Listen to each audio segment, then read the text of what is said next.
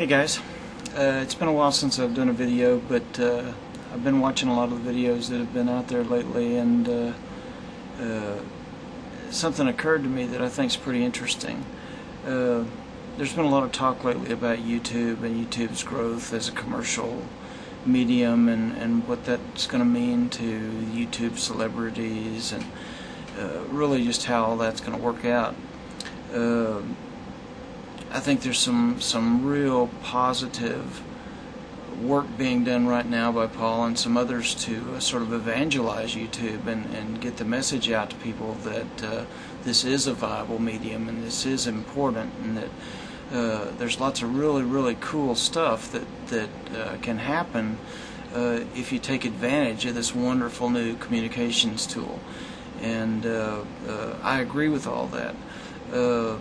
I think it's a wonderful opportunity for all of us, not only to explore this new technology, but to explore ourselves and our own capabilities and the way that we communicate with the world.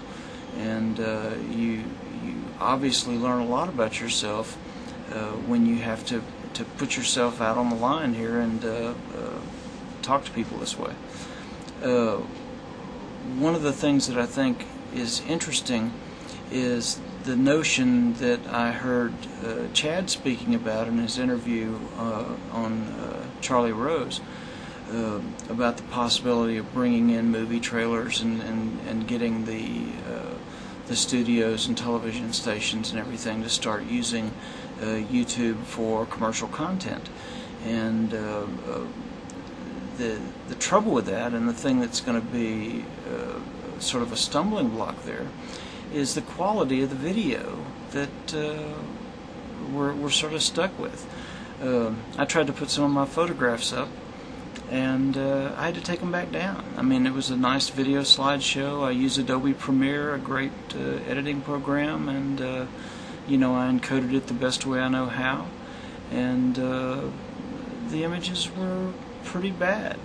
You know, and it seems to do a much better job on this kind of video, talking head video, but on really serious still imagery, artwork, photography, whatever, the quality just doesn't really hold up. And I think that's something that our sort of YouTube advisory group is going to have to address with Chad and the YouTube guys in the future.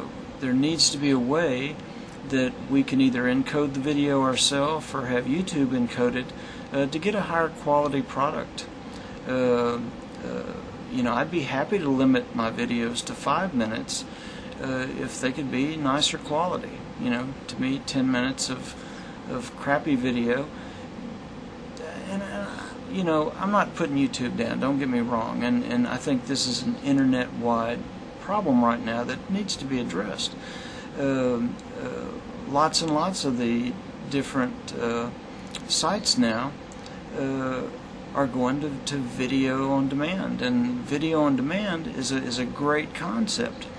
But when you've got the entertainment industry moving towards HD TV, and everybody having giant screen TVs in their house and wanting to use their computer as a media server and piping out the audio and video from their computer to their TV, these videos that we're doing aren't going to hold up very well on a 52-inch or a 60-inch screen. There's no way.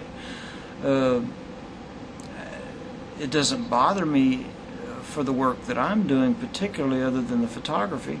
And of course I can show photography in other ways. I can put a little link on my site here and send you guys to a website and let you see my photography. That's not really an issue for the kind of work I'm interested in doing. For this talking head stuff, where we just give our opinions and have everybody shoot us down, this is fine. But when you start talking about commercial video on demand, the quality needs to be better, and it certainly wouldn't hurt if all the video quality was better. Obviously, YouTube has compromises that they're trying to work with. First of all, you want to be able to upload a video in a reasonable amount of time, and the bigger it is, the harder it is to upload. you also want to be able to download it seamlessly. So when you go to watch the video on your old Windows 98 machine, well, good luck. But they want the video to be pretty much ubiquitous where anybody can watch it, and I can understand that. So, you know, the real problem, I suppose, lies with the distribution of bandwidth over the internet and how that is progressing. And I suppose at some level what I'm saying is that the true commercialization of YouTube and as far as video on demand goes won't be able to take place until the internet itself becomes more broadband friendly. And that's happening every day. I mean, everybody's got DSL or cable connections nowadays. Not everybody, but lots and lots of people do. And that's made using the internet a good thing, and everybody loves that. And if you, God forbid, if you're on a modem still, you know, you're not doing anything except maybe looking at a few chat boards or something.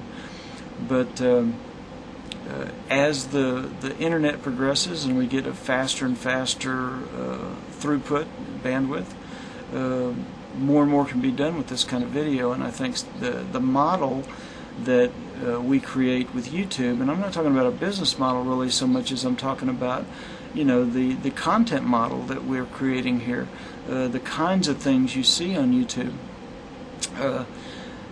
that will carry over when we have video on demand and make for just a richer experience. And I think you'll see all sorts of wonderful possibilities with that.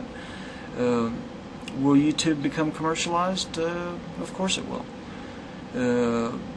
Will we be able to keep it exactly the way we want it and make it into a wonderful little playground for us to enjoy?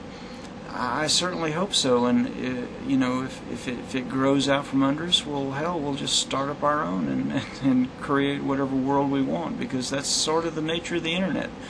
And I think from what I've heard coming from Chad, he understands what we want, and I think he's going to do a great job and has done a great job really addressing that.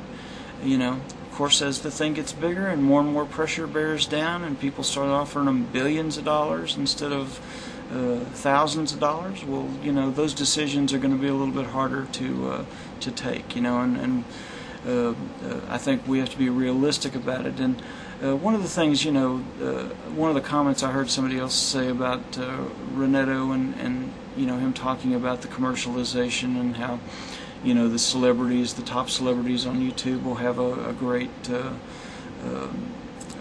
success. I agree with all that, and I think it scares some people. I think it, in one sense, that, you know, they really don't want to see YouTube become commercial. I think that's just sort of a natural progression of where this is going, and I think Paul sees that. And you know, I don't think Paul's in this for the celebrity, although you can't help but get excited when you have the kind of success he's had. I mean, he's been here a month and he's got people all over the world sending him emails and videos and or giving him positive feedback about his ideas. How can you not get excited about that, and how can you not want to share that joy with others? And I commend him for it. I mean, hell, he got me doing this, and that's sort of my motivation. I see this as a way to kind of evangelize the internet myself, and I've been an internet believer since day one, and I mean, this is really the perfect medium for me. I've always wanted to be a communicator, and you know, like I told you earlier in one of my videos, you know, I started as a photographer and graduated into the internet, and have been doing web work and stuff. The value of this tool we have at our disposal is unbelievable, and we're all gonna, you know, the people that are out here using it, and the kids that are using it even more than I am, are going to benefit greatly from it. And for all its negatives, it's a very positive thing. I'm going to try and wrap this up because I know I'm running a little long here and I don't want to bore anybody, but more than I already have, actually. But the thing I'd like to say with all this is when you hear about commercialization of YouTube, I mean, just use it as sort of an impetus to add your input. You know, use it as a sort of a warning knell that, you know, you need to get your voice heard. If there's something you want to see YouTube grow into, or something you don't want to see YouTube grow into, you better start letting people know, because this thing is moving incredibly fast, and it'll continue to move incredibly fast at a geometric progression. And you know, you're seeing people with 10,000 views in a couple of days' time. I mean, that's outrageous.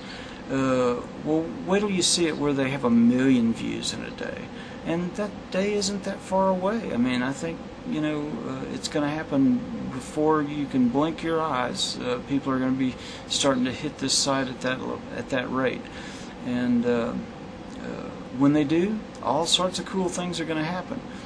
But we've got to figure out what we want this to be, and how we want to be able to find content, how we want to segment it out into categories and groups, and those are all things we need to start discussing in an organized way. And that's why I do think that there should be a sort of a YouTube advisory group, a group of users that work with YouTube to try and make this a better place.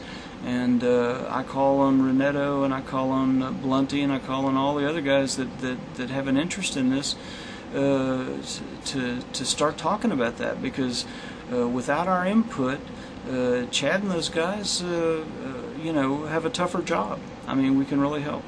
So anyway, I'm going to stop for now, and I'll talk more later. Bye.